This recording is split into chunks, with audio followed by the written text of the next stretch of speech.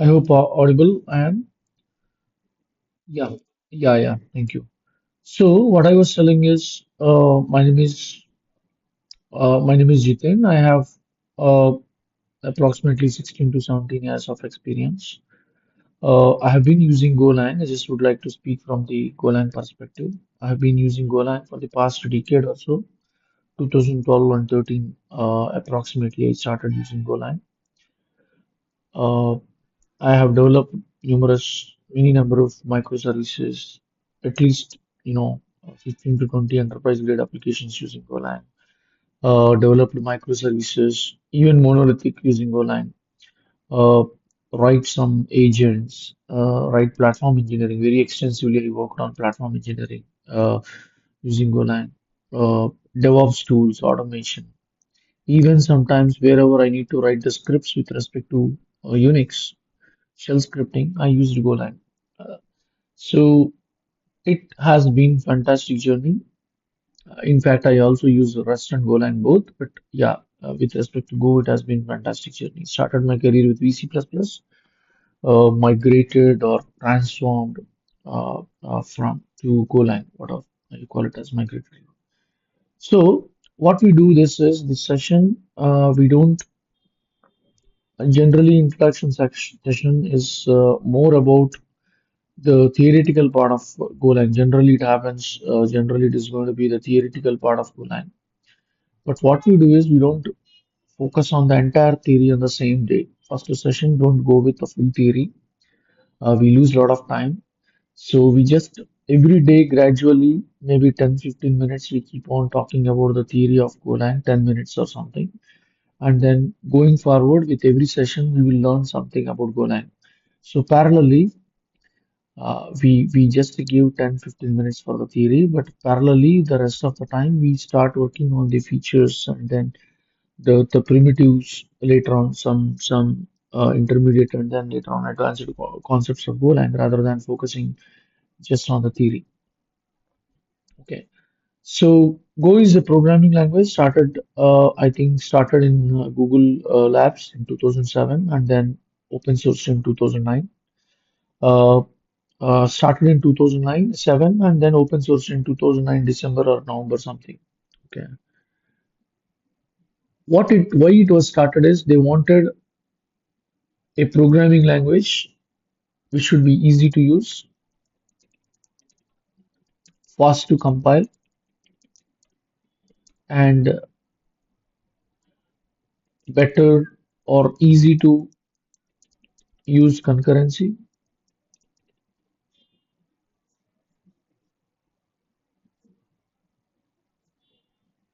easy to use concurrency, easy to use the concurrency, concurrent way of things. And we talk only about few features. This document is keep on updating at all. Okay, easy to use concurrency, or we can say concurrency is a first class citizen to be a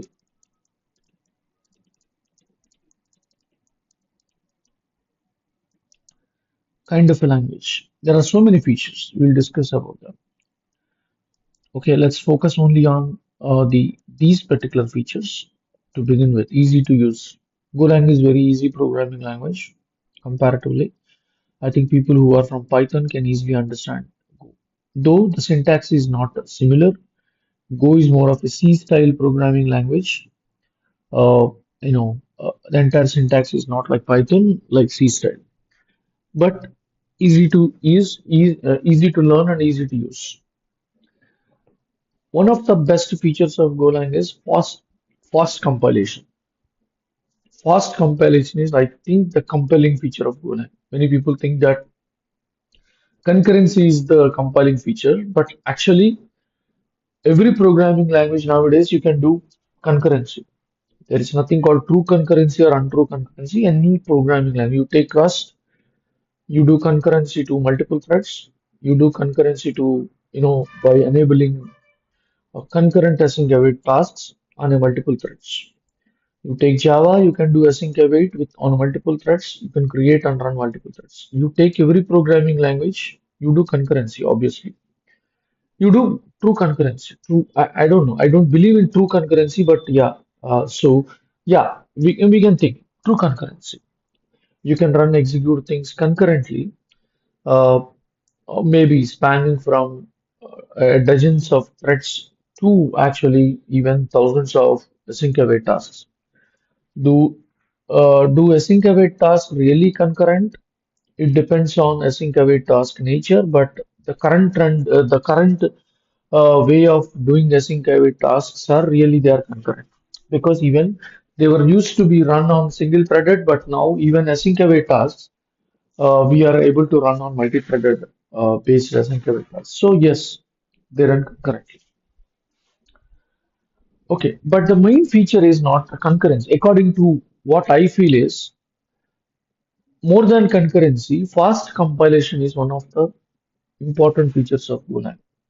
The fast compilation. No other programming language can compile as fast as Golang.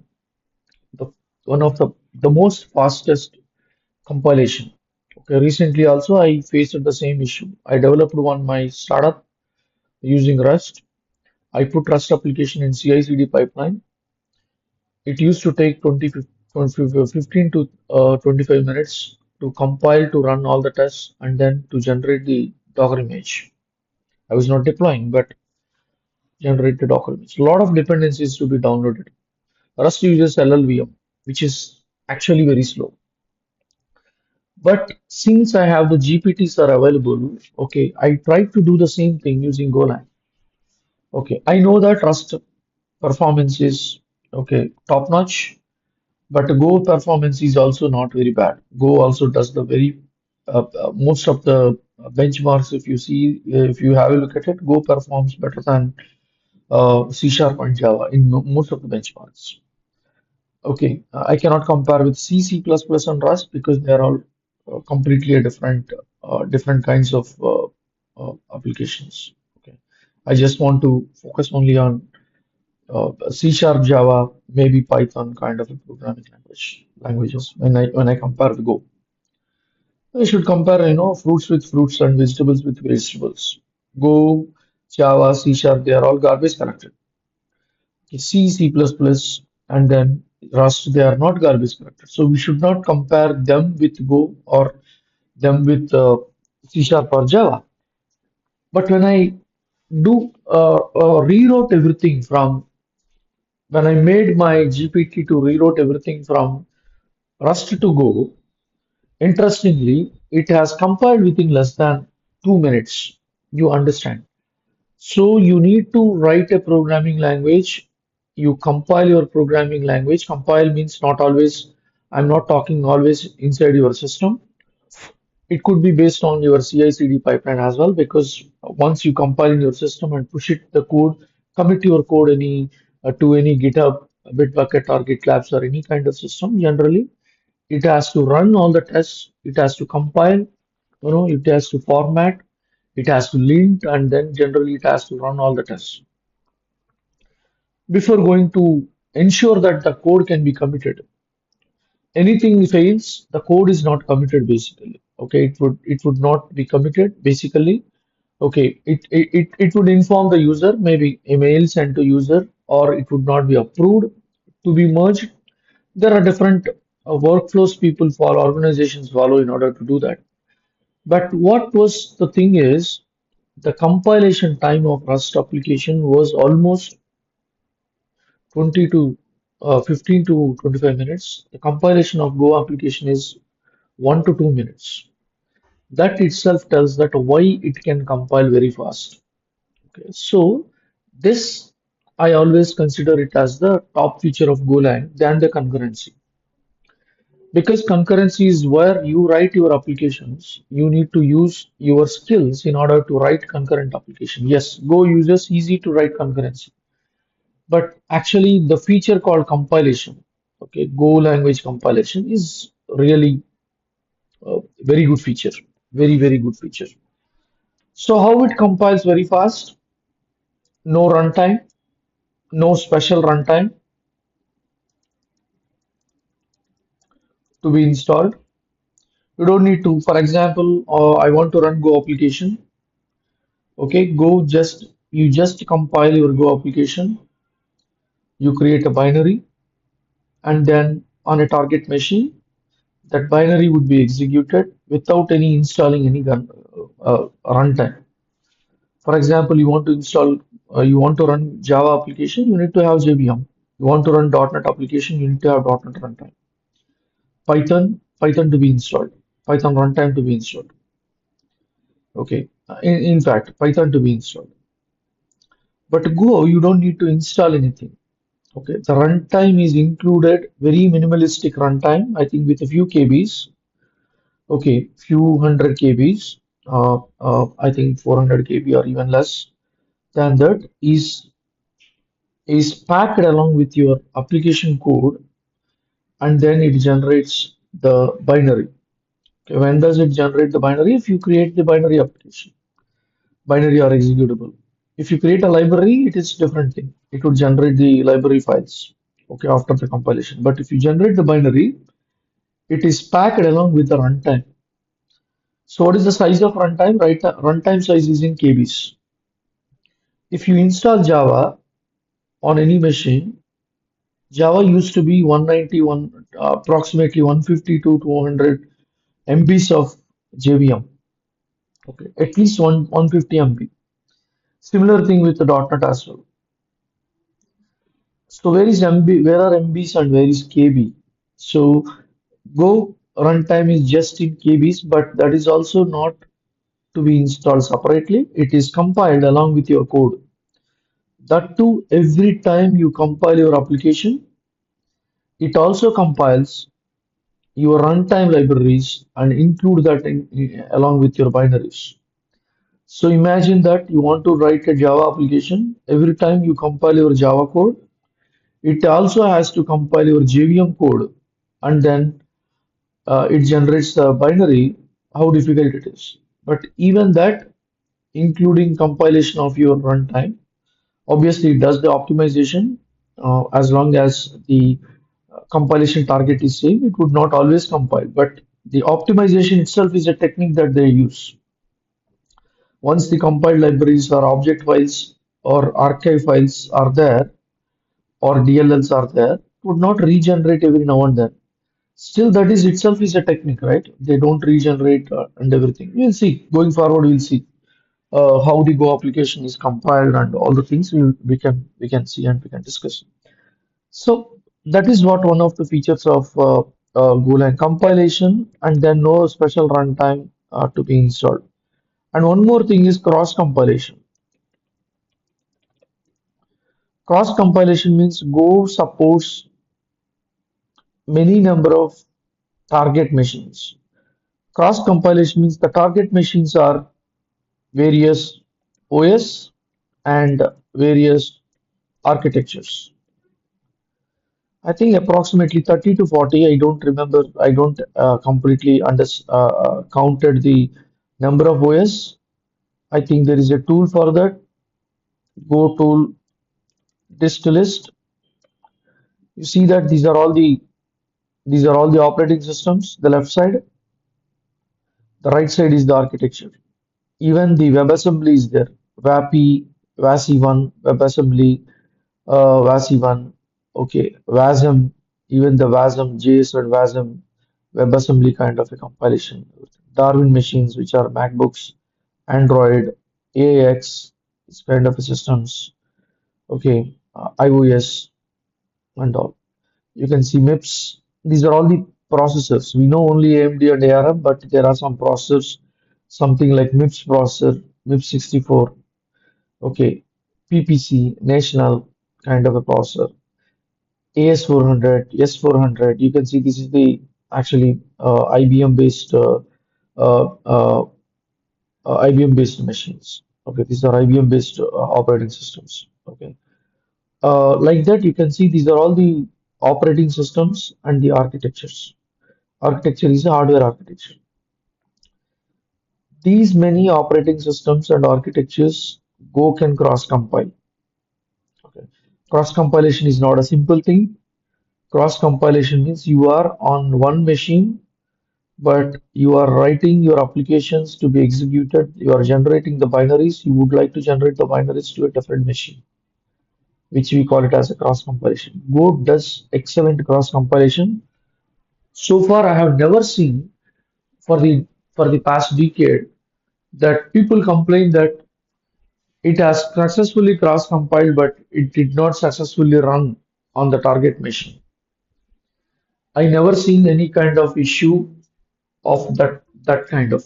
Usually you see that, right? If the cross compilation you do it and the cross compilation fails, it compiles well but it doesn't run well. Obviously, you get to see a lot of criticism, you get to see a lot of comments. You never see such kind of things with respect to Golang. It 100% does the cross compilation very, very seamlessly. Okay. So these are the some of the features. Easy to use, easy to develop. What is the meaning of easy to develop? I started using Golang in 2012 or 13. I think I first touched it in 2012, and I started writing production grade Go applications from 2013 onwards. That means almost a dozen years happened. When I started Golang in 2011, it was more of experimenting and trying to learn. I don't say 2011 is my, I was really writing applications, but I started learning in 2011, somewhere mid, I exactly don't know. Maybe 0 0.2, 0.3 kind of versions I started with. The current version is 1.26. Okay, 1.26 point, the minor version is 5 or 6, I guess. From 1.0, 1.0.1 or 2 or 3, whenever I started, till today, Golang has only 25 keywords. 25 keywords. I've never seen because I do experiment with many languages as well. That's how I started Rust as well, and then for the past 3 4 years, I've been using Rust in production as well. I do trainings, I do work on consulting and production for some of the companies. 13 years, I have not seen not a single keyword is added to Golang. 25 keywords is a very minimum number. You pick any programming language, at least there are, you know, 50 to 60 keywords. At least they are more than 50 keywords, 56, 60. Okay. When I used it, I think C++, it was about 40 plus. Over the period of time, C++ keep on adding new keywords, and then now it reaches, along with the advanced features of C++, it reached approximately 60, I think. I never used C++ recently, but I think. Same thing with Java, same thing with even with C Sharp and Python. But you don't see that not even a single keyword added or planned to be added in Golang for the past almost from the inception. It is not past what I started, but from the inception in 2009 they released as open source, November or December. From that time till today, no new keyword is added. No new keyword is added means it is a feature of the language actually. It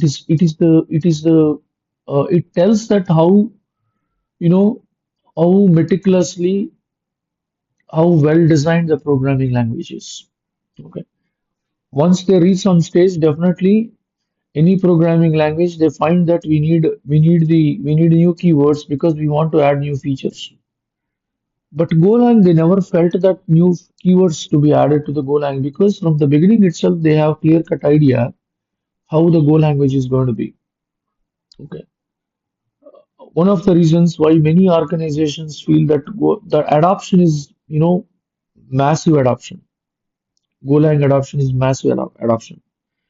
Particularly, the community understood that systems like Docker, systems like Kubernetes, Nomad, or Docker Swarm, or any containerized applications, any network-based stack. Okay, many network stacks are also developed using Golang. They looked at the stability of these platforms, these systems, etcd, console, you know, message brokers like NATs. Okay, even people started writing similar simple operating system using Golang.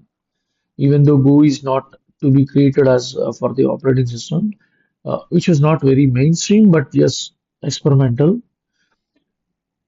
They see the stability, they see the robustness in the programming language. Okay, that's how Go has proved a lot over the period of time. See, I'm not a fanboy of any programming language. Obviously, I don't do that. I use different programming languages based on the use case. But why I'm talking about Go is there is something special in this programming language which others took decades to achieve. Still, they are in the process of achieving. Go did it within very within few years of the inception. Very few years. Go did that. It shows the stability that this is a programming language for another 20, 30 years. Kind of stability it has shown. Okay. I agree that there are some shortcomings with Go as well. Okay. If you really look at it, what are the problems that I see with Go is people think that Go is a systems programming language so that they can develop operating systems, they can write device drivers. Uh, the answer is generally no, but there is another project that is parallelly happening, which is called TinyGo or TinyGo. You can go to TinyGo and then have spent some time on what are the features what are the target machines that microcontrollers, maybe Arduinos, or ESP boards. I don't know exactly names, but SC32 boards or something. There are some boards. You can write microcontroller based Go applications, but the target is not the programming language is the Go, but it is not the just basic general Go, which is called TinyGo or TinyGo. So Go is not designed for the operating systems. The misconception many of us think that when we say Go is a systems programming language, we always think that system is something like an operating system. A system is not an operating system. A system is a kind of a component or group of components that can manage its resources by itself. So Go is not a programming language that is designed to write operating systems. Go is a programming language that is designed to write some system, something like Docker, something like Kubernetes. Kubernetes is a system. Some people treat Kubernetes as an operating system as well. I have seen that. You know, they use Kubernetes as a backend, but front end you don't see that you are inside a container or a pod that is running on Kubernetes. You think that you are working on an operating system. Okay, it looks like you are working on a KVM, but later on only you realize that okay, whenever you try to work with the Linux low-level Linux kernel, it would block you. Okay,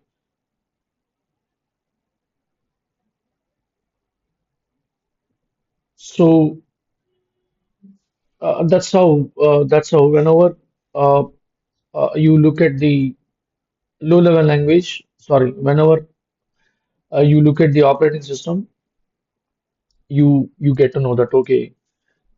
So these kind of things you can really look into Go. Go is pretty stable. Go is very resilient, robust.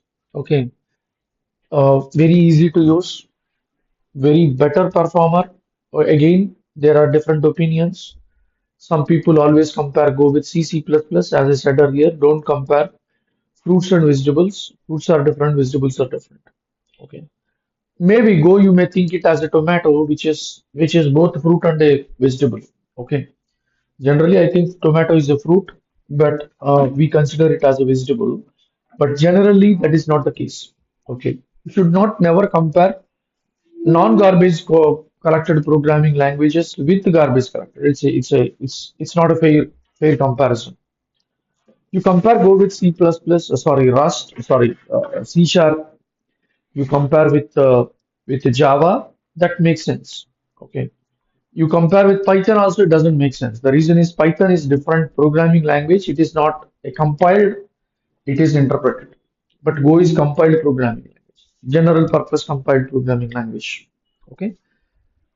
So we will also discuss about the compilation process. Okay, I don't want to do everything on today because I don't want to spend a lot of time on these kind of things. I want to spend time little bit of coding, a little bit of theory. So how the compiler works, how particularly the Go compiler works, akin to the other compiled programming languages, we can discuss. The compilation process would give you clarity. Obviously, when I see that Go compiles very fast, when I say that Go compiles very fast, so obviously you should ask a question: how can Go compiles very fast? What makes Go to compile very fast? What is the process that Go uses so that it compiles very fast? Okay, compilation is really very important feature. Okay, I experimented it. Okay, I experimented it. Uh, the compilation is very important process. Fast compilation really, save any organization in millions, particularly, or maybe in billions. Particularly, if you have a look at organizations, something like Google, okay, their compilation time should be pretty fast. It is proportional to their productivity as well. Unfortunately, we don't consider compilation time is really the time. Okay, we always consider the productivity in terms of writing code and executing code. Sorry, writing code. Or we always compare, check the how fast your application is running. But unfortunately, the compilation time is very important. Many of us we don't really consider compilation time is the time that we also have to really look into that. Okay, we will see that how the compilation, how it is a fast compilation, etc. Okay, we will have a look at it. So enough of the uh, this kind of a theory. Let's go into. We will continue. Okay, because it will take almost 3-4 hours for me to explain all these features one after the other. Okay, compilation after that, each and every feature of Go after that, how the compilation work, these kind of things takes a lot of time. Where let's discuss all these things parallelly rather than talking everything in a day. Okay, I forgot to mention what are the bottlenecks of Go. I started like that. So you cannot write systems programming in Go. And one more thing is, one of the shortcomings, what I found with Go is there are no native Go libraries to work with GPUs.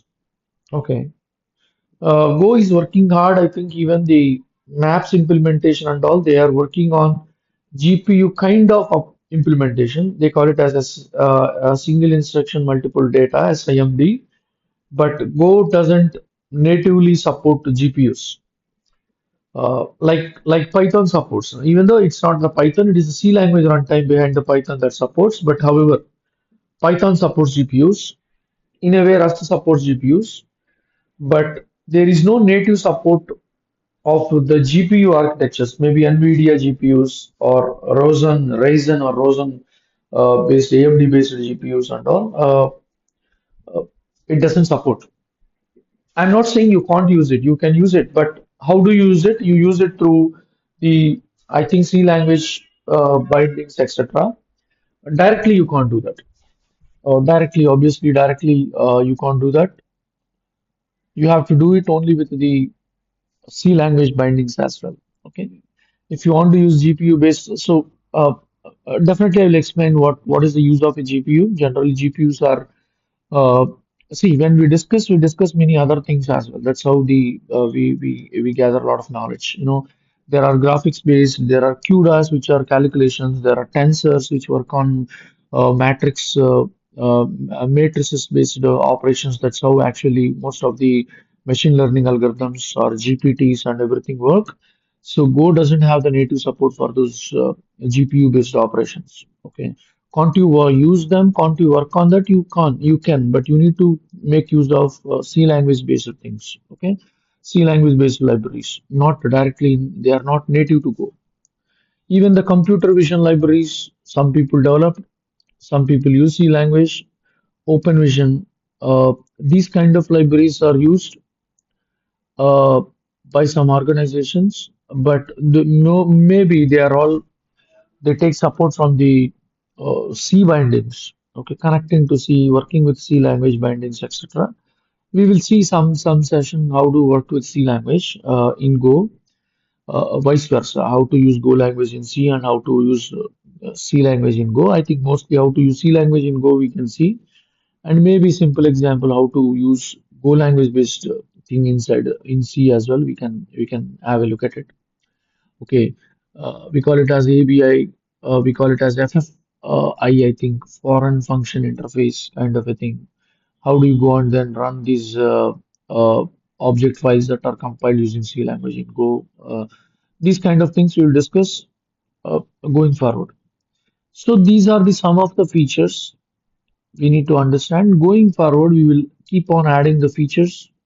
I explain static compilation. I explain static linking. I explain single binary. I explain what are the drawbacks of C++ that are, that are overcome in Go language. I explain about the memory management, very, very in detailed memory management we do, so that it's not only Go, even with other programming languages, you understand, okay, your knowledge with not only with Go, it would be improved when you learn this training, it would be improved even for the other programming languages. Okay, definitely it would be improved even for the other programming languages. Okay, these kind of things. So let's go with the uh, basic example. Let's say, so if you want to create a Go application, basically, uh, there is no special tool to scaffold your application. Like Java, Maven, you can use to create a new Maven project.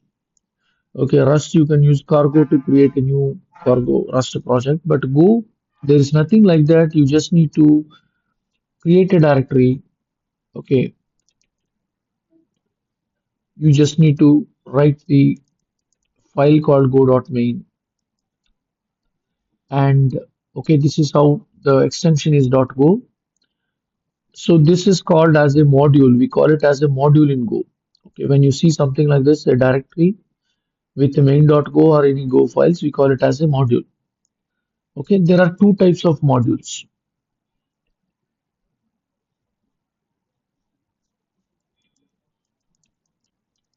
There are generally two types of modules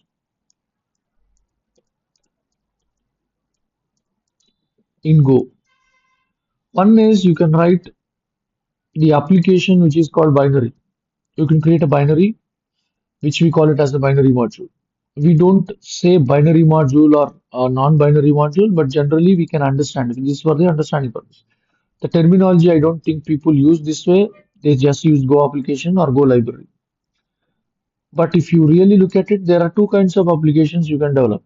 One is called a module, sorry, one is called a binary kind of application. Other one is called the library kind of application. Library means it's not executable by itself, but it would help to call the libraries. Sorry, it would help to create the libraries or packages. We can use any name, whether you can use library or you can use packages. The terminology is people use both the terminologies in Golang. Okay, so everything that starts with main, sorry, not here. Everything that starts with main, we call it as a main package. This is the starting point or the package. In any time you look at the uh, binary application, okay, you must have the main package, and then you can have obviously the main function and all. Many of us we think that main is the starting point. The answer is yes or no, yes and no. Maybe mostly as a developer, we always think Main is a starting function.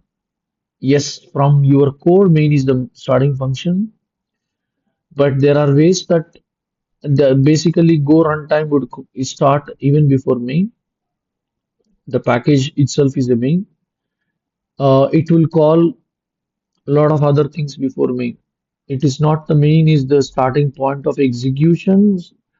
Uh, it would start executing things even before main. That also we will see later on. But at a high level, as we generally understand, main function is the function that would execute first, not 100%. That's what I mean to say. This is a function. So whenever there is a function in any programming language, okay, it creates a call stack or stack frame. Whenever there is a function, it creates a stack frame. What is the meaning of stack frame? A stack frame would be allocated based on the input and output parameters, input and then return params. A function is allocated on stack. We discuss more details, but just so what happened whenever you run your application, it comes to line number 3. From here, it start executing. It start executing from here, and in order to execute that, this function called main is allocated on the stack. So inside main, I want to print something which is called print line. Print line is a built-in function. There are two kinds of things. Print line is a built-in function. Built-in function means a function you can call without calling any kind of a package. Assume that package is stdio.h is a header file. You can also assume it as a package or system.object, maybe base, system dot or java.lang dot like that. You don't need std dot out java.lang dot std dot out dot println or something or outline or something. I don't remember, but those are all from the packages. But here you don't need any package because println is a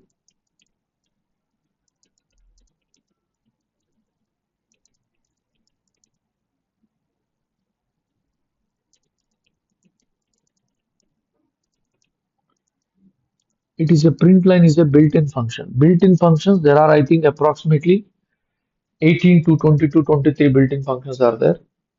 Okay. These built-in functions, you don't need to use any package. You don't need to use any package in order to use the built-in function. So print welcome to Golang is a built-in function. Sorry, print is a built-in function, print line. There is also print, which would not create a new line, which is also a built-in function. Okay. So I go to my application. I am inside the application. I will explain you that how the compilation works later point of time. I don't want to explain right now. Let's start with the directly coding and then uh, basics or basic examples, and then parallelly we'll see. I will clearly explain you how it is compiled. I will clearly explain you how it generates the binary, how it is compiled, how it generates the binary, the process of compilation, how the compilation works. Okay, we will discuss very clearly. Okay, right now, no, we don't need to discuss this everything. We just need to do print line welcome to Go programming language. So when you is it a legitimate Go code? The answer is again yes or no. The reason is you can obviously you can run it. You can say go run main.go. Okay, it would run. I'm not saying it is not going to run, but this is not the approach. The moment you create a Go application, what you need to do is you need to create a module. The moment you create Go application, you need to create a module. Module is something like a package manager like Maven, Gradle, or NuGet, or pip. But module does much more than that. Okay, module cargo in Rust. Go module is much more than actually just a package manager. Module would be a build tool is included in that. It is a package manager. It would resolve dependencies. It would be used to create a proper structure of your project. Ultimately, I mean, you don't separately create a proper structure, but because of the module only, you can understand where are your packages inside your project, many things. Okay, what is the hierarchy of the projects? How to call different modules or packages inside the project? Everything is done by Go module, Go mod. Okay, so what you need to do is here, it's a package manager and dependency tool. You can just keep it like that. Every Go project must have the Go module. What you need to do is Go mod, you say in it. Have to go inside the project and then Go mod in it. For now, I give it as demo. For now, I give it as demo. But this name is very important. Right now, we will be for some time, we will be keep on giving demo, but this name is very important. Some people give this name as a, in Java, we give it as a group ID, repository ID, etc. Similarly, this name should be sometimes for some applications, this name should be unique across the globe. How do you bring that uniqueness? The name should not be duplicated. How do you bring? Because maybe you give your GitHub link, github.com Jiten Palaparti and then demo. So github.com Jiten Palaparti demo is the name that is unique across the globe because nobody would be having Jiten Palaparti of github.com. Jiten Palaparti is my ID. So I only have the ID. So it is my responsibility to maintain uniqueness of all my repositories. That name, it's I'm not talking about GitHub repository, I'm talking about the name. How do you make sure that the name is unique? You can make sure the name is unique in different ways. One of the ways is people use GitHub. Why only GitHub? Yeah, you can use GitLab, you can use Bitbucket, you can use many similar repositories. But it is not only for the name, it is also to pull the dependencies from the internet. If you give proper name, let us say that I give Jiten Palaparti github.com/Jiten Palaparti/demo. When I try to pull it, the path should be valid path. So there are some rules that we have to follow in order to give that. But right now, I'm not pushing anything. These are not libraries. These are basic binaries. They are going to run in my own computer. Nowhere I'm trying to pull anything. So I can give it as demo. The moment you create this, this is the first step. What you need to do is create Go mod.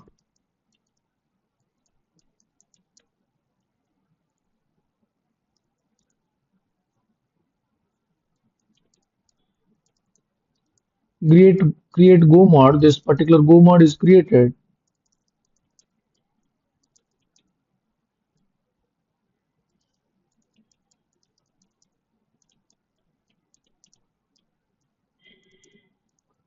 It creates go.mod. If you go there, it tells that the name of the module and then the Go version that it is using.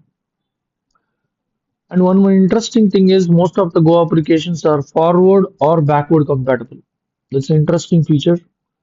Okay, recently somehow I have in my old GitHub account in 2012 or 13 I wrote some Go application. Okay, I just for no reason I just pulled the application without making even a single line of code change.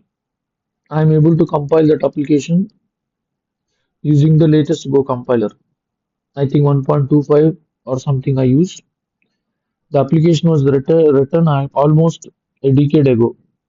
Okay, not the current GitHub. I used to have some other repository. Very initially, I created some. Even the name is not properly created. So that much forward or backward compatibility. Obviously, Backward compatibility is not easy. Okay, you may have to make some changes. Forward compatibility is also not easy. Okay, that means if I create an application using Go 1.1 version, for example, I want to compile it with Go 1.26. Okay, without any issues, 100% my application got compiled without any issues. You can do vice versa, most of the features. Not I cannot say 100% because generics came in Go version 1.2, 1.18. You may not be able to run the generics in old versions. But the basic Go code, generics you may not be able to do. But if you really look at the basic Go code, you can backward compatible or forward compatible as well. Okay. It tells about the stability of the language. So the module is created. So how do you run your application? You just use go run main.go.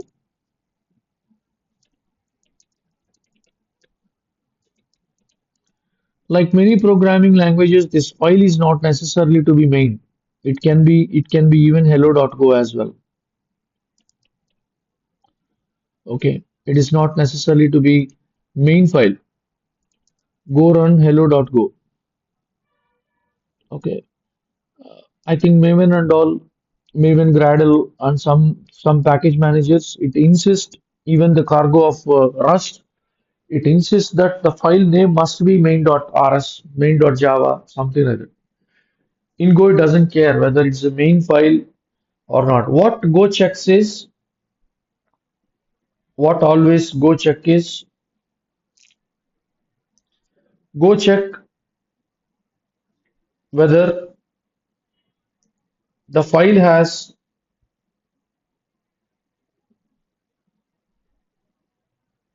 okay, Go check whether the file has package main is there or not. It only checks that package main is there or not. That's all. Package main is there. Function main is there. Then it is a legitimate code. In fact, you can write the same package into multiple files. Let's say I write greet.go. Even though we are not discussed anything about functions, but I create main, I create function, greet. We will discuss more details later, but just now I would like to use print line. Okay, hello, Golang folks. Okay, keep learning. There is a function.greet.go. There are two files. One is called hello and one is called greet. This function, so again, when you create a function, it creates a call stack. I want to call here. You can directly call here without thinking that, okay, this is the main package, this is a different file, this is a different file, nothing like that. As long as both of the files belong to the same package, you can directly call the function from any package to any package. Here, main is the function, everything starts from, not technically, but at least at a high level.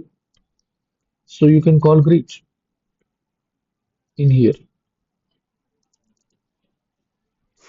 Okay, go run main.go. There is no main. Hello.go. Now, if you see that, if I run hello.go, it give error because it could not find the greets. So what you need to do, you need to combine both the files. Go run hello.go and then greet.go. Order doesn't matter. Okay, even if you call it in a different order, it works.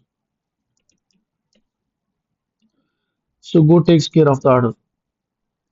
So here, when you want to run two files, because two files are from the same package, okay, when you want to run two files, okay, two files because new function is created in grid.go. So that's the reason most of the people, what they do is without calling the names of the files, you can just give the dot. This dot would run. It picks everything which is required, which contains the main package in the code, and then it could directly run in the Go application. Go run dot. Go run dot means you just run, that's all. You just run. It just run. You don't need to pass the file names, etc. So when you say run, what would happen? When you say run, it compiles, it assembles, it links, it generates a binary, it gives you the binary. Where is the binary? Generally, there is, I think there is a work directory. This is the directory where the binary is created. Where the binary is created, this is the place the binary is created.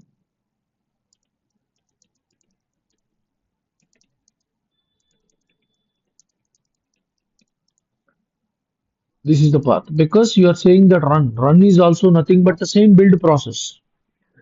Run is also nothing but you create a project, you execute the project, you create the project, you execute the project.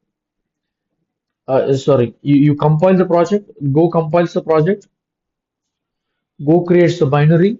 The same process is same. There is a compilation, there is assembling, there is a linking, creating the binary, and executing the binary. Whether you call it as run also, it looks like it is doing magic, but the process is same. We will discuss about the process little later, but just trying to explain you, the process is same. The process is same. Okay. Go run work. It would going to display you. This is where actually the work directory. This is where the binary is generated. So this is the build ID and then binary is generated. And then this binary is calling from this particular location. Okay. Most probably, if it is there already, it is not there. It is not there. It is. It might have been removed. 1 minute. It has been removed. Okay, after executing, after running, it has been removed. But generally, 1 minute. Let me go here.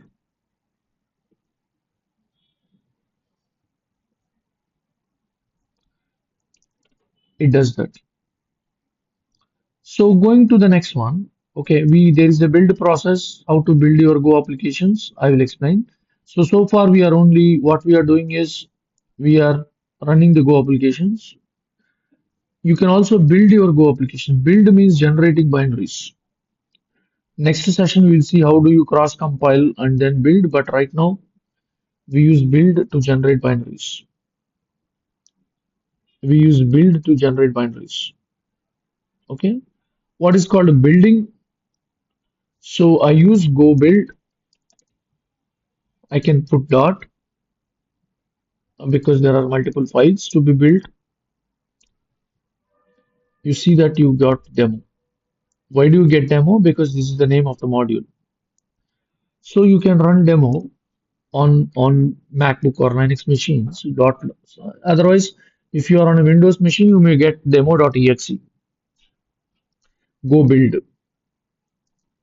So this is the basic build Go application. Okay, basic build.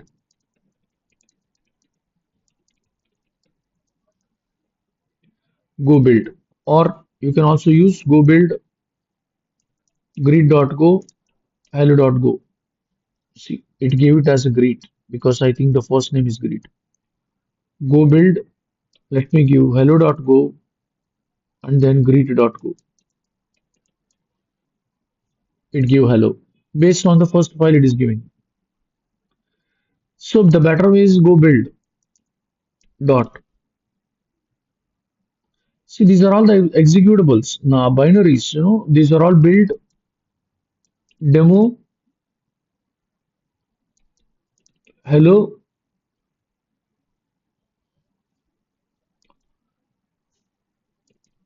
Great. It is not the Go that is taking time, it's my terminal is taking time. Okay.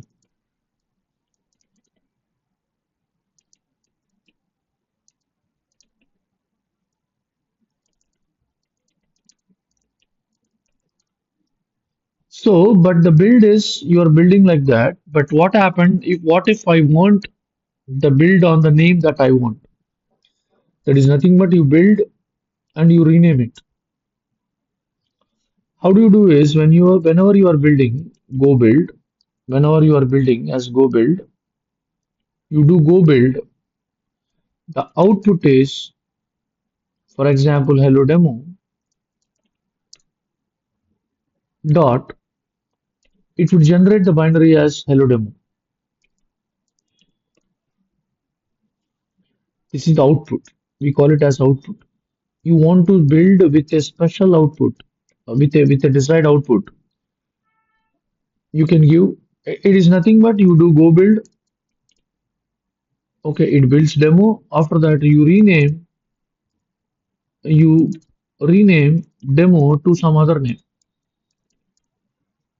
That's what happened.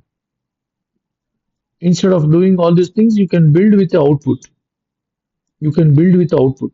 What is the output name whenever you're building? So whenever you see the build,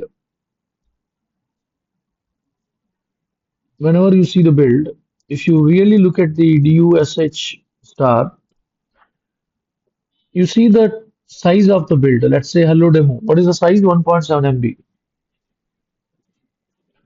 1.7 MB is the size of the build. 1.7 MB is according to the system's programming language like C, C++, 1.7 MB is not a small one. 1.7 MB is very big one. Even if you take a photo, maybe if you take a photo, the photo, when a very good mobile, the photo size of the photo itself comes around 10 MB or 15 MB, more than I think 5, 6 MB. But an application with the runtime, with the garbage collector, by the way, Go has got garbage collector, we will discuss later on in the features. How the garbage collector work also we will discuss with respect to Go garbage collector, but this is not a small size. But what happened is this is a debug build. You know that there is a release mode and there is a debug mode. There is a release mode and there is a debug mode. This is a debug build. Debug build means if you really look at the build, you can see a lot of information. This is a debug build. Okay, it's a debug build.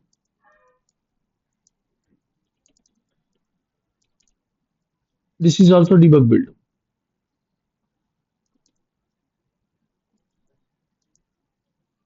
Debug build means generally it is also used for the debugging. Debug build with name.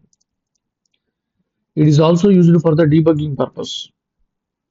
You can run the application, you can pick up the process ID, you can debug that application. Later on, we will see that.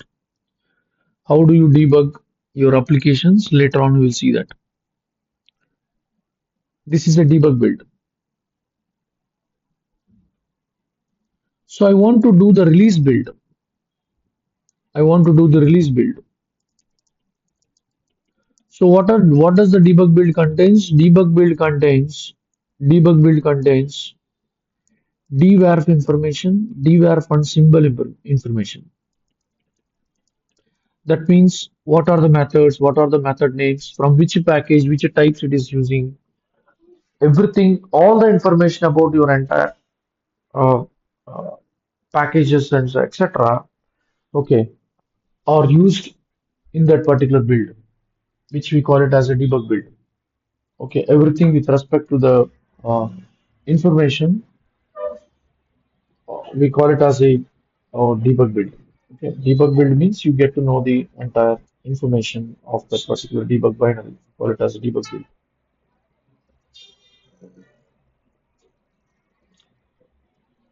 Release build means we get the build of that particular thing, but it is used for the release information. That means you don't want to You don't want to debug your application, but you want to release your application later on. So you are done with your debugging. And some people do remote debugging as well, which is a different feature altogether. So release build means what you do is whenever you build your application, there is a LD flags. LD means linker. We will discuss about how the linker works, but as of now, please keep in mind this is a linker flags. We call it as LD flags. LD flags equal to you are telling that I don't want dwarf information, I don't want symbol information. So this is release, for example, release hello demo dot. See that you got something called release hello demo. Let me put it as this one, debug hello demo. Here it is. Let me delete this. Here it is release demo, which is called a release build. So what is the difference? Release build removes all the unnecessary information which is not required. So from 1.7 MB it has been striped down to 1.1 MB because it's a deep release build. Technically, you want to see that what does contain the release build, what does contain the debug build. Generally, debug build means many people even in production they release debug builds. Okay, but what is a debug build? Debug build contains devarf information. That means some kind of information to see. Yes, so whenever you debug, what are you can see? You can do watch windows. You can see local variables whenever there is a variable. Okay, whenever you are debugging, you can see the details of the variable. What is the value in the variable? How you can see the value of a variable?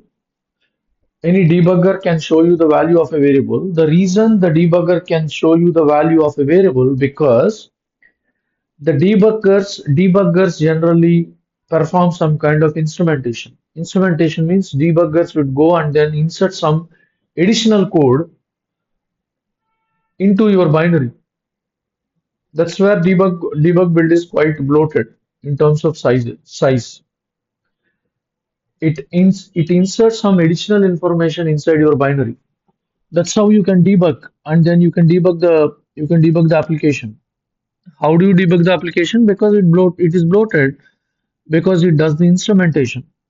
Instrumentation is nothing but with respect to compilation and the building, it adds additional code. And the second thing is, debug build would also show you the entire what do you call symbol information. Symbols means what is the package name in with respect to Go. What is the package name? What is the function name? What is the package name? What is the type name? Where things are created. That where things are created, we will discuss. It's a separate topic to be discussed. Where things are created. Most probably tomorrow's, I mean, Monday session we'll discuss where things are created. Where things are created, how things are created, what memory is used. Everything is taken care by the linker in the debug build or release build you get to know. Let's say that I can use one tool to see that actually at a high level what is called debug information and what is called release information. You can use a tool called Go Toolnm debug build to see that these are all the symbol informations, which is the type, which is the type runtime. It's a function. These are all functions, I guess. These are all function names. Okay, there is something called GC active, GC done, GC start, GC sweep span, etc. Okay, these are all the garbage collector information. You can see runtime package. These are the types that it is using, etc. If you go to do the same thing with a release build,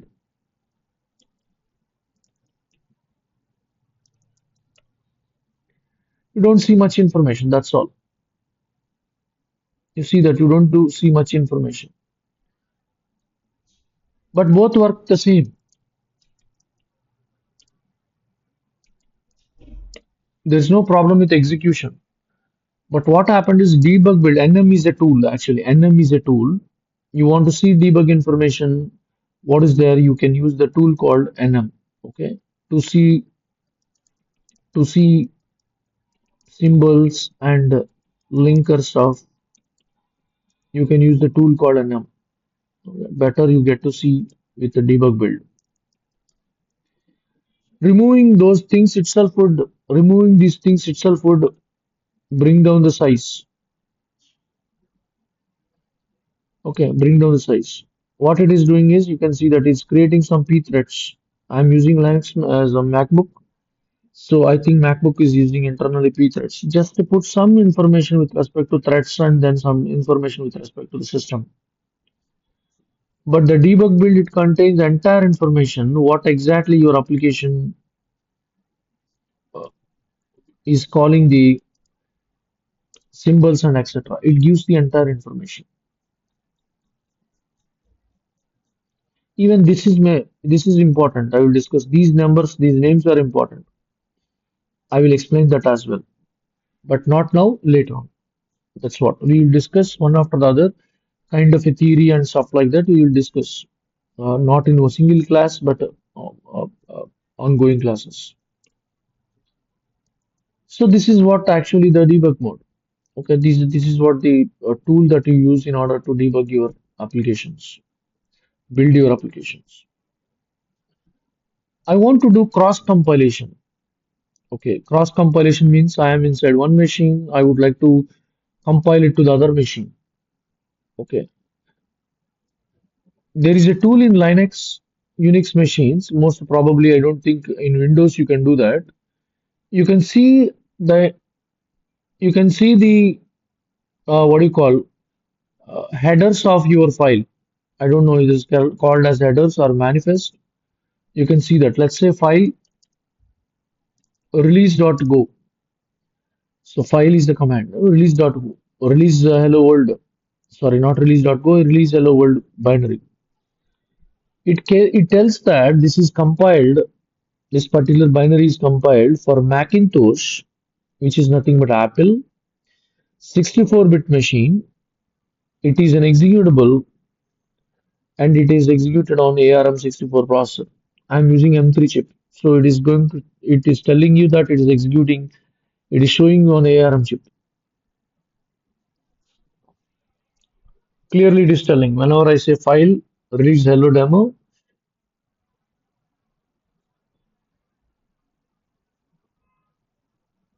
whenever I say that release demo, it is going to show you that this is what. When I show the same thing with debug, obviously this is all the same thing. There is no difference because MacBook gives only that much of information. Linux give much more information. So I can do the cross compilation. As I said that how do you do cross build, cross compilation or cross target builds. See, first of all, you need to know how to build your application the moment you start writing your cross compilation means I am on the MacBook. I want to compile to Windows. I am on the Windows, I would like to compile to MacBook. I am on the Windows, I would like to compile to Linux. How do you know what are the compilation targets? In order to know the compilation targets,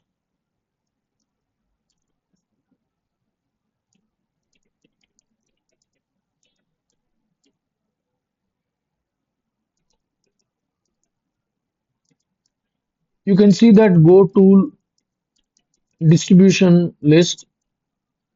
This is the compilation, this is the operating system, this is the processor. That means you can compile your application to any of these. Actually, you can compile your application to any of these architectures and operating systems. So 1, 2, 3, I think from 39 to 85. So 85 minus 40, it is 43, 44, 44 compilation targets are there. 44 compilation targets are there. You can cross compile your application to different operating systems and different architectures. These are all the processors. Let's say that I would like to compile my application to don't go for this one, but maybe Linux AMD 64. Okay, AMD 64 is basically the 8664 kind of a processor, like kind of a Intel based processor, but it is, yeah, they call it as AMD or Intel machines, 64-bit. So what I do is there are two environment variables you need to focus on. There are so many environment variables Go has. Some of them you will discuss. Go env. These are all the environment variables Go has. The archive tool, the C language compilation, C language flags, okay, like that. C Go, LD flags, C language if you are using in Golang, what is the linker flags, Go architecture, and Go OS. Other things we'll discuss later on, Go Arc and Go EOS. There are two environment variables which are very useful. Go OS, people pronounce it as Goose, and Go Arc. This is called as Goose, and this is called as Gotch. Some people pronounce it as Gotch. Some people pronounce it as Go Arc. It depends on uh, what you pronounce, but it depends on what you pronounce. Some people pronounce it as Gotch. Some people pronounce it as Go Arch. So how do you really cross compile? Okay, how do you really cross compile?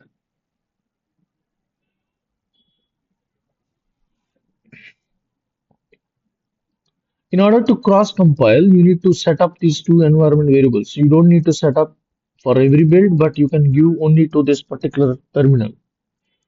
Go OS, I would like to give it as Linux. Go Arch, Go Arc, Go Watch, I would like to give it as AMD 64. And then the Go build. Go build,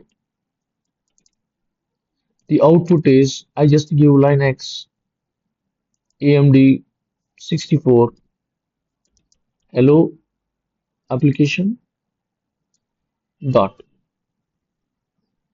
This build I am doing cross compilation. I am doing cross compilation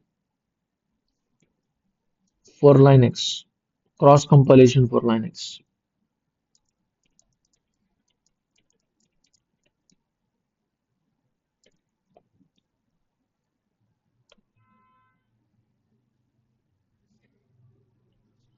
You see that Linux AMD 64 hello. You can see the file size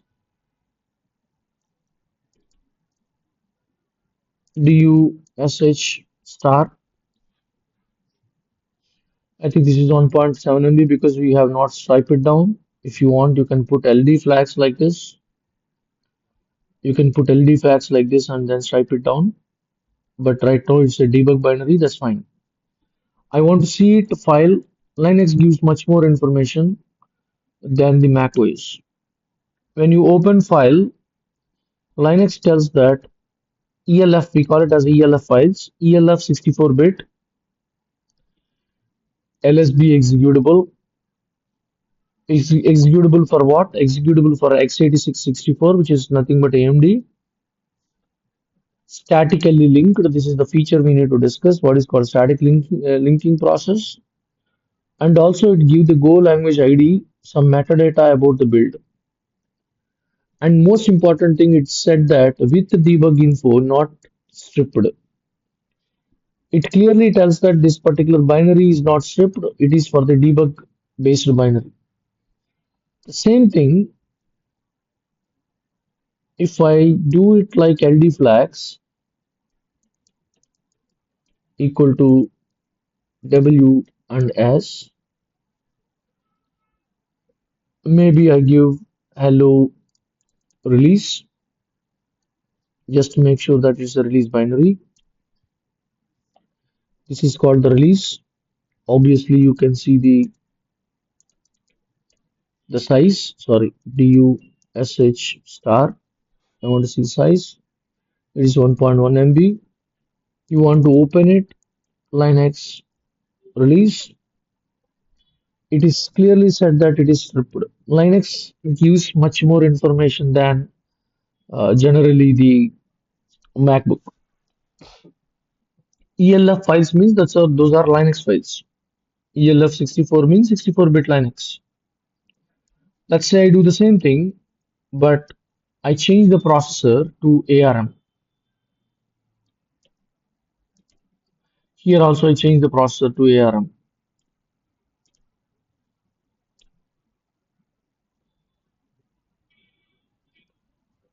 Why it is taking little bit of time means it has to build everything, all the packages with respect to ARM. The entire packages of Go standard library might have been built. So maybe the size is same. The size might be same even with ARM.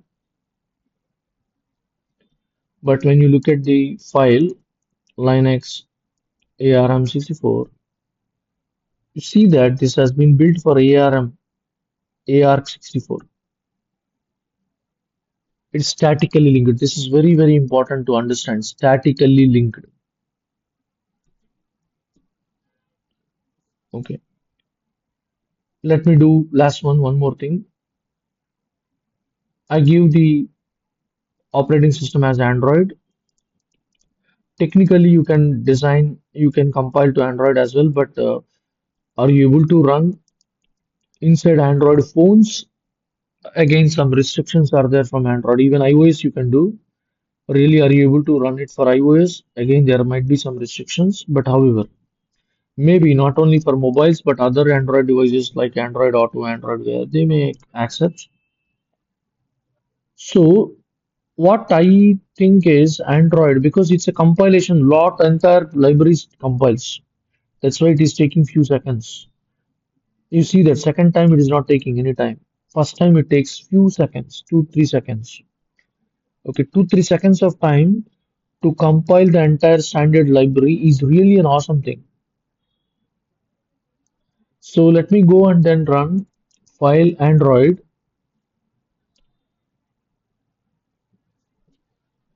It is dynamically linked. That is the nature of Android. Okay. Dynamically linking process is the nature of Android. We cannot do anything. But what I want you to know is what is called dynamic linking and what is called static linking. Okay.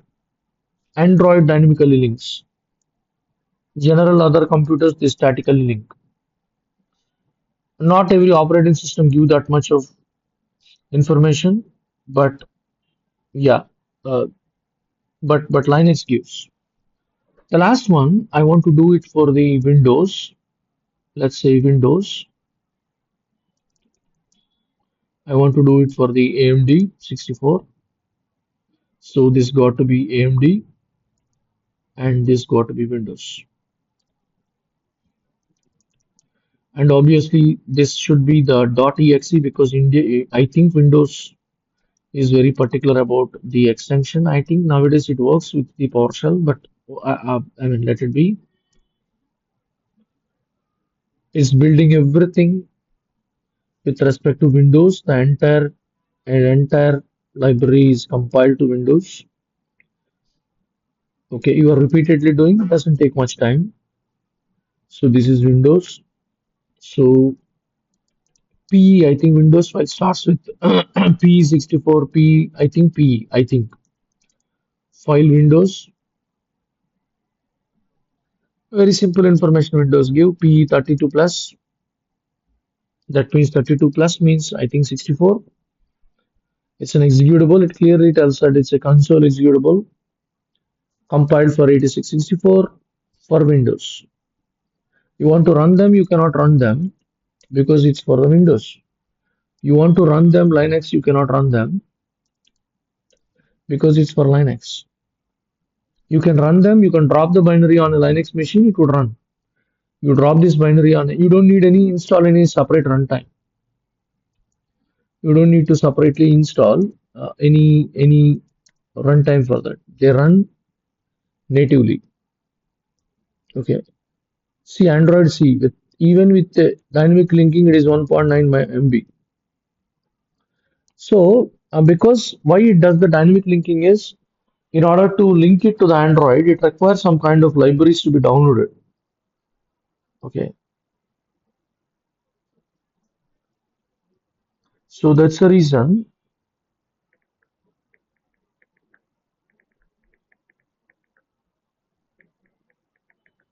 it has been compiled to different operating systems. Okay, so that's what. So one of the problems is generally whenever you are linking internal libraries of most of the operating systems are uh, I think libc, uh, glibc, etc. I think Android doesn't use those libraries. Android uses, I think, I forgot the name, Bionic libc or something. Okay, Android doesn't use libc or glibc. It uses a separate libc library, so that library may not be available in your system. So Go thinks that okay, let's go and then lib. But if Android is already installed in your system, in my system, Android is installed. Android SDK or NDK, whatever we call it, as it is installed. Then you know that where those libraries are. Okay, maybe tool chains, you go to Android tool chains and then find that particular libraries of Android. You can do static linking as well. Okay, static linking is generally cross compilation is different for Android. Okay, uh, because of various things. Okay, some people what they do is, I think 1 minute, the last one. Some people you say that cgo enabled equal to 0. I think cgo enabled also very important. Cgo equal to 0. That means you're telling that don't use any kind of C language. So I just go, I just put it as no C go. Let me check. How does it generate?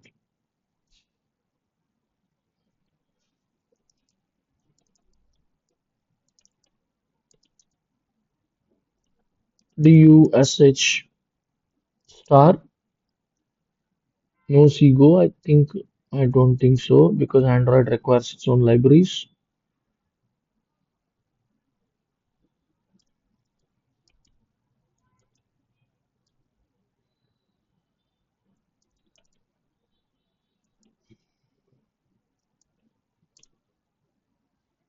Still, it is dynamically linked, but it's a pure Go based thing. It is not using any kind of C language libraries. Interpreter is this. Linker 64, it is using a separate linker. So the reason is Android, you need Android libraries to be included. Where do you have the Android libraries? You don't have. But you know that where do you have the Windows libraries? Windows libraries, the reason is Go has got included all the Windows libraries inside. Okay,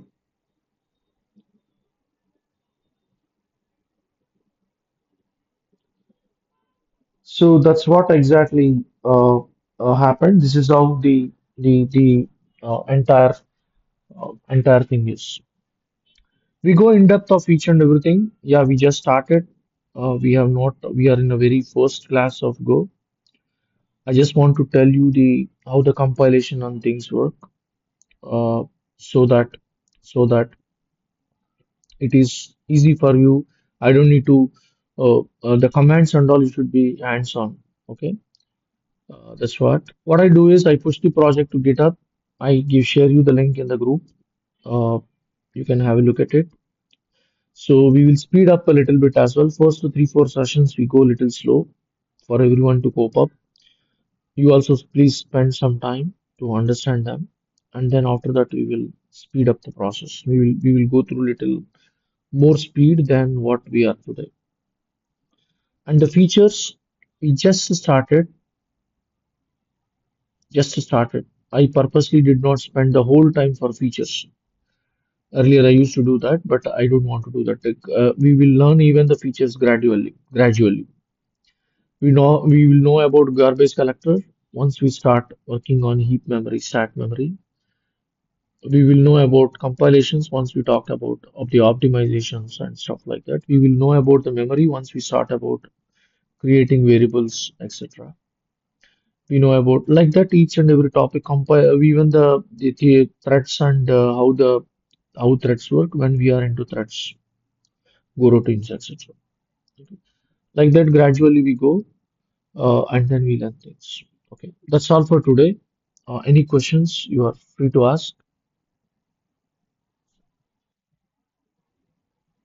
Yeah, Nikhil.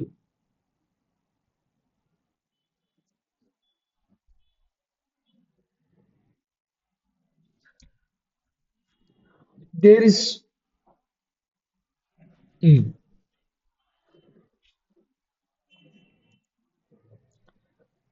So in Java, yes, once you define a package, you cannot rename it again. I don't think there is, it's only the naming difference. Okay. And one more thing is package in Go is compiled on the compiled machine. So one more thing, the most important thing is from the compilation. When you create a package in Go, or there is a standard package in Go, when it is compiled on the machine and then it is linked to the application. Okay, it is compiled on the machine. That means, let's say I create a separate package. So, see, naming difference. Some people call it as a module. Some people call it as a package. Okay, but with respect to Go, I'm sorry. There are three terminologies, not only the module. There is a terminology something like module. There is a terminology something like a library. There is a terminology something like a package. So with respect to Go, the entire project is composed of different modules. Okay.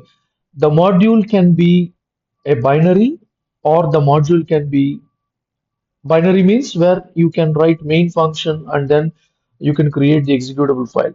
That is the binary module. Or a module can be library as well. Library means it's purely a package. It's purely a package, okay?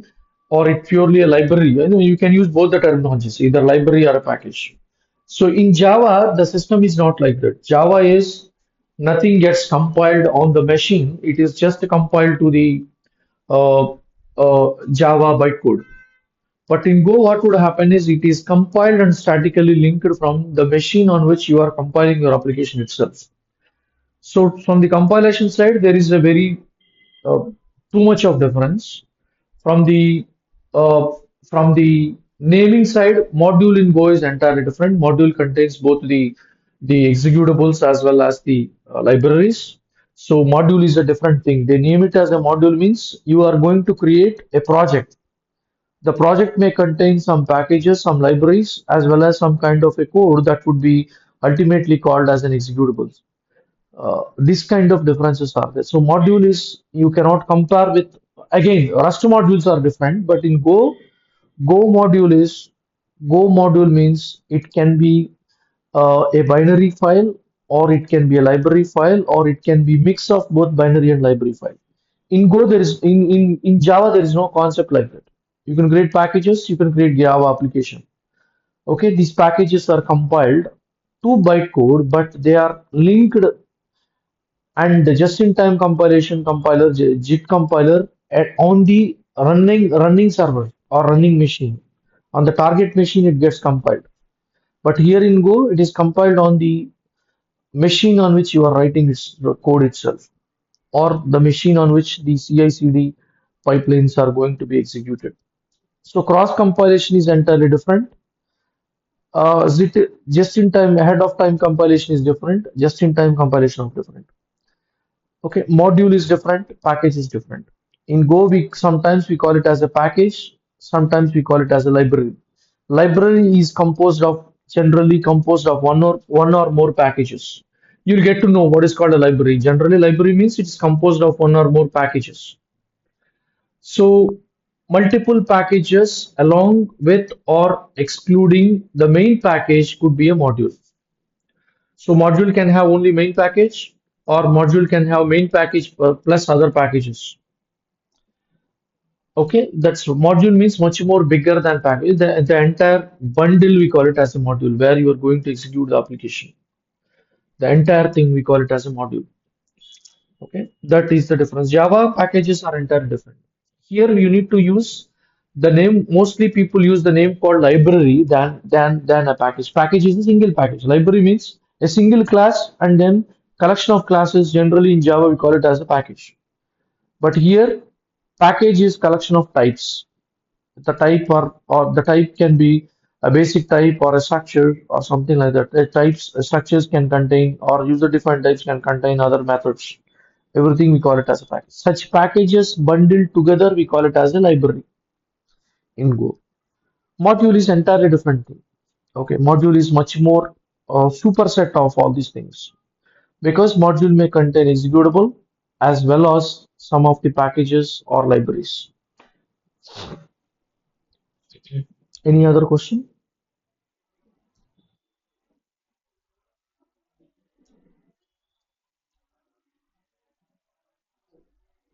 What is mean by linking is a separate process. I will discuss later. Okay, linking process is the how the linker links the project. It's a separate thing. It will take almost half an hour to 45 minutes to explain. So that's why I said I parked some of the explanations to the further sessions. We will discuss about the linking process in the upcoming sessions.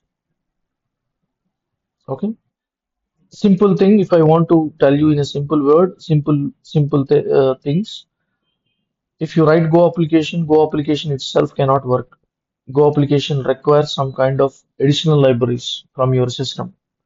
So when you compile your application and link your application, those additional libraries are included inside your application. That is called the linking process.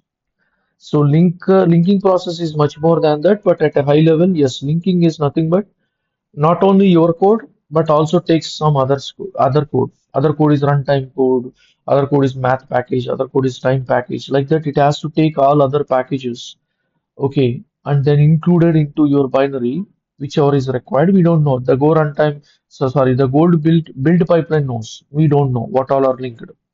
Okay, Go build pipeline knows that what are all got linked. If you really look at it, you write your code, uh, go to Lenum, let's say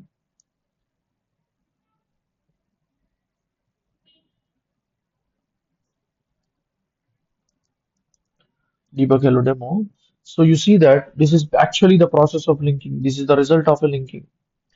Okay, linking is the last step of your build chain. You can see that it is not just your Go code that you write, it is also taking some package called runtime.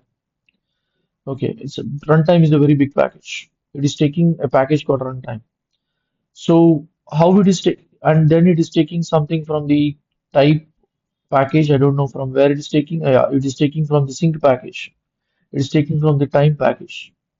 It is taking from the sub package of runtime debug. So how you did not write any code for that? You see that. Where did you write code? You never said that link any package, take any package. But why Go runtime is taking all this? Because there is a process called linking. The linker knows that what all to be included in order to execute your Go code. Because a lot of runtime and then a lot of operating system things to be included inside your application. Then only your application will work. Let's say that you want to create a file. The file can be created by your operating system, not by your Go code. You want to create a thread, for example, though you don't create threads in Go directly, but if you want to create a thread, threads are created by your operating system, not your Go code. You want to open a socket, sockets are opened by your operating system, not by your Go code. So how do you tell the operating system to do from the Go code is there are some libraries. Where those libraries are automatically linked by the linker because linker knows it cross check it checks the entire code. It knows that what is available and what is not available, what has to be included inside your binary. Okay, compile and included inside your that process is called linking. Not only that, there is much more work of a linker, but at a high level, whenever I say linking, that is the process. That process is called linking. We discuss much more about the linking in the upcoming sessions.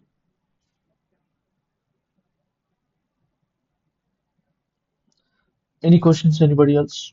I think we can.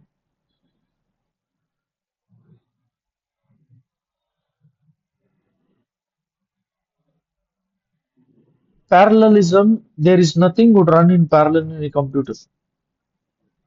That's the first thing. Nothing would run in parallel in computer because your computer might be having 8 core processor or 16 core processor.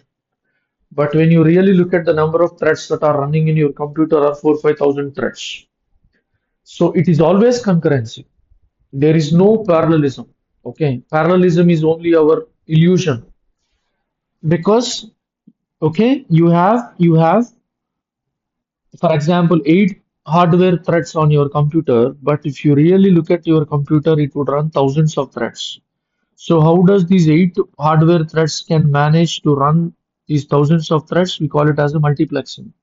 Whenever the word called multiplexing come into the picture, it is not at all parallelism, it is always concurrency. Concurrency means, the best example is, concurrency means a boy is juggling with the two balls, two hands, two balls. You can think of it as a parallelism.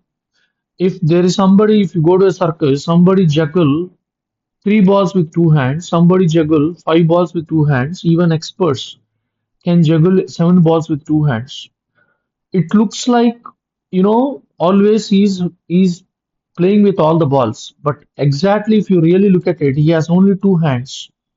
He keep on rotating the balls. Some of them are in the air, some of them are in his hands.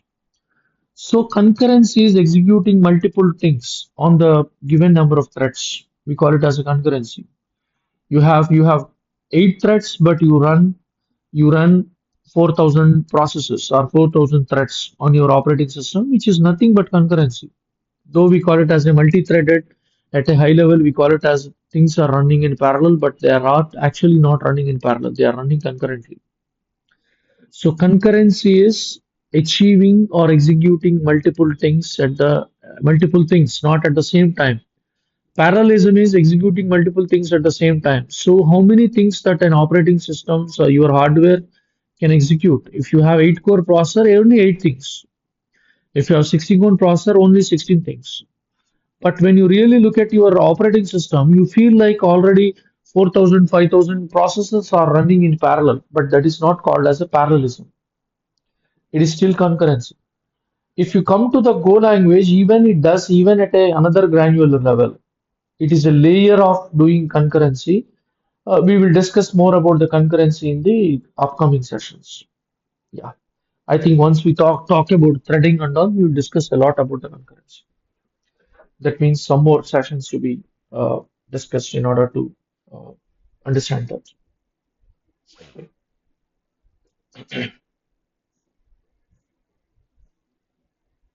Okay, I think thank you very much. Let's meet in the next session on Monday. Thank you.